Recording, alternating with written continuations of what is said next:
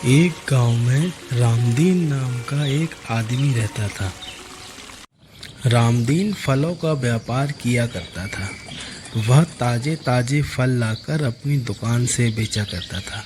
उसकी दुकान ना तो बहुत तेज चलती थी और ना ही बहुत मंदी। उसका व्यापार ठीक ठाक चलता था।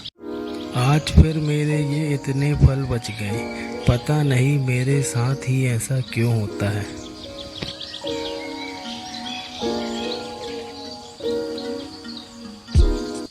क्या हुआ जी? आप आज फिर इतनी चिंता में क्यों दिख रहे हैं? क्या हुआ? क्या बताऊं भाग्यवान, देखो ना, आज फिर अपने ये इतने फल बच गए। पता नहीं भगवान हमारे साथ ही ऐसा क्यों करते हैं। हे परमेश्वरा, इस आदमी को थोड़ी सी बुद्धि दे भगवान।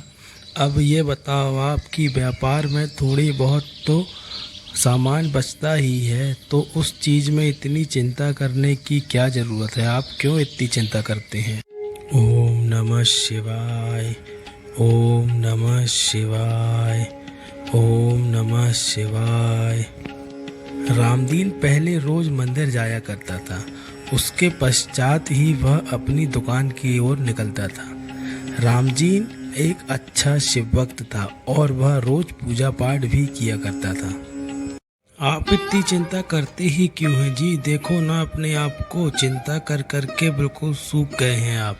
हमारा इतना अच्छा घर है, परिवार है, आपका व्यापार भी इतना अच्छा चलता है, हमें किसी चीज़ की कोई कमी भी नहीं है। पर पता नहीं उसके बाद भी आप क्यों इतनी चिंता करते हैं। हाँ भाग्यवान, तुम्हारा कहना तो बिल्कुल सही है कि हमारे पास सब कुछ है, पर पता नहीं मुझे क्यों चिंता खाए जाती है। मुझे हमेशा चिंता लगी रहती है कि मेरे पास पैसा रहे, मेरा व्यापार अच्छा चले।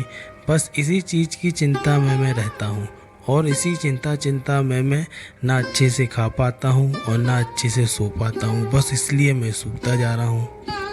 रोज की तरह रामदीन दुकान जाने से पहले मंदिर जाता है।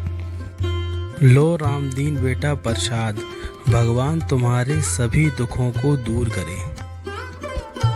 दर्शन करने के पश्चात रामदीन दुकान की ओर निकलता है, पर आज उसके साथ कुछ ऐसा होने वाला है जिसका उसे आभास भी नहीं है। आज मुझे कुछ अलग सी अनुभूति हो रही है। रामदीन, मैं तुम्हारी पूजा पाठ और भक्ति से बहुत प्रसन्न हूँ। मांगो, तुम मुझसे क्या वरदान मांगना चाहते हो? स्वयं भगवान को अपने सामने खड़ा देख रामदीन बिल्कुल भौचक्का रह गया। उसने कभी सोचा भी नहीं था कि भगवान कभी उसका रास्ता भी ऐसे रोक सकते हैं। डर और आश्चर्य के कारण उसके गले से आवाज़ तक नहीं निकली। मांगो रामदीन, क्या मांगना चाहते हो? जो इच्छा हो वह वर मांग लो। हे भगवान, आपने मुझ जैसे तुच्छ प्राणी को अपने दर्शन देकर मेरा पूरा जीवन सफल कर दिया। भगवान, आपने मुझे दर्शन दे दिए, इसके अलावा मेरे जीवन में अब और कोई इच्छा बाकी नहीं है। भगवान, यदि फिर भी आप मुझे यदि कोई वरदान देना चाहते हैं तो मुझे एक दिन की मोहलत दे भगवान। मैं आपको सोचकर बता दूंगा कि मुझे क्या वरदान चाहिए। ठीक है रामदीन, मैं तुम्हें एक दिन का वक्त देता हूँ सोचने के लिए। हम कल फिर इसी जगह पर इसी समय पर मिलेंगे। मुझे तो विश्वास ही नहीं हो रहा है कि स्वयं प्रभु ने मुझे दर्शन दिए। अब मैं सीधा घर जाता हूँ और वहीं बैठकर सोचता हूँ कि मुझे क्या वरदान चाहिए। पता है आज क्या हुआ? जब मैं दुकान के लिए जा रहा था तो स्वयं शंकर जी ने आज मुझे रास्ते में अपने दर्शन प्रदान किए और उन्होंने मुझसे एक वरदान मांगने को कहा। पर उनको अपने सामने खड़ा देख मैं तो बिल्कुल भौचक्का रह गया। इसलिए मैंने भगवान से एक दिन का समय मांग लिया है कि प्रभु आप मुझे एक दिन का समय दे दें, मैं अवश्य ही सोचकर आपको बता दूंगा। आज तो मेरा जीवन जैसे मानो सफल हो गया। मेरे पास रहने के लिए अच्छा घर नहीं है, यह टूटी फूटी झोपड़ी है, तो क्यों ना भगवान से अच्छा बड़ा घर मांग लिया जाए। गांव का जमींदार भी तो कितने बड़े घर में रहता है और जमींदार भी गरीबों पे कितना रोब डालता है, तो क्यों ना मैं भी भगवान से जमींदारी मांग लूं। जमींदार बनके मैं भी खूब रोब डालूंगा। अरे नहीं नहीं नहीं, जमींदार क्या होता है? जमींदार से बड़ा तो मंत्री होता है। तो क्यों ना भगवान से मंत्री पद मांग लिया जाए, क्योंकि जब मंत्री जमींदार के घर जाता है तो जमींदार भी हड़बड़ा जाता है और जमींदार भी मंत्री की कितनी खातिरदारी करता है। तो क्यों ना भगवान से मंत्री पद मांग लिया जाए। मंत्री तो जमींदार से भी बड़ा होता है। पर मंत्री क्या होता है? मंत्री तो खुद राजा का सेवक होता है। सबसे बड़ा तो राजा होता है। राजा का हर एक हुक्म ही कानून होता है। और जब भगवान से वरदान मांगने का है ही, तो क्यों ना सीधा राजा का पद ही मांग लिया जाए। ऐसा मौका वैसे भी मुझे बार बार नहीं मिलेगा, इसलिए मैं भगवान से राजा का पद ही मांग लेता हूँ।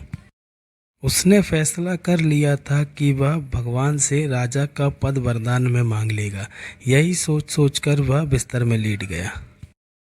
मैं कोई साधारण राजा नहीं बनूंगा, मैं एक चक्रवर्ती राजा बनूंगा और आसपास के सभी गांव को अपने राज्य में मिला लूंगा और एक अपना अच्छा बड़ा साम्राज्य स्थापित करूंगा। किसान जितना सोचता जा रहा था, उसकी इच्छाएं उतनी ही बढ़ती जा रही थीं। उसकी इच्छाओं का तो मानो जैसे कोई अंत ही नहीं था। और इसी कश्मकश पूरी रात गुजर गई और सवेरा हो गया। भगवान से मैंने पूरा एक दिन मांगा था, पर उस एक दिन में मैं ये नहीं सोच पाया कि मुझे क्या वरदान चाहिए। मैं जो भी सोचता, मुझे उससे ज़्यादा की लालच आ जाती और इसी कश्मकश में मैं यह सोच ही नहीं पाया कि मुझे भगवान से क्या चाहिए। ऐसे ही बड़बड़ाते बड़बड़ाते रामदीन उसी स्थान पर पहुंच गया जहां पर वह भगवान शंकर से मिला था।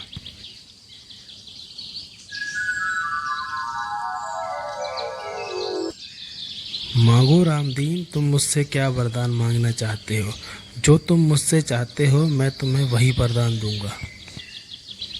प्रभु, मेरी इच्छाओं का कोई अंत नहीं है। मैं जो भी मांगने की सोचता हूँ, दूसरे के सामने वही छोटी नज़र आती है।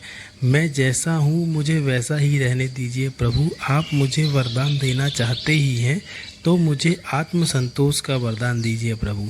मेरे हिसाब से आत्मसंतोष से बड़ा कोई धन नहीं है। मैं तुम्हारे विचार जानकर बहुत खुश हुआ रामदीन। आत्मसंतोष से बड़ा वैसे भी कोई धन या पद नहीं होता। जिसके पास संसार का सारा धन है पर आत्मसंतोष नहीं है, तब भी वह दुखी है। मैं तुम्हें इसी आत्मसंतोष के धन से माला माल करता हूँ। तथास्तु। आत्मसंतोष जैसा बड़ा वरदान पाकर रामदीन बहुत खुश हुआ और उसके बाद फिर वह कभी दुखी नहीं हुआ।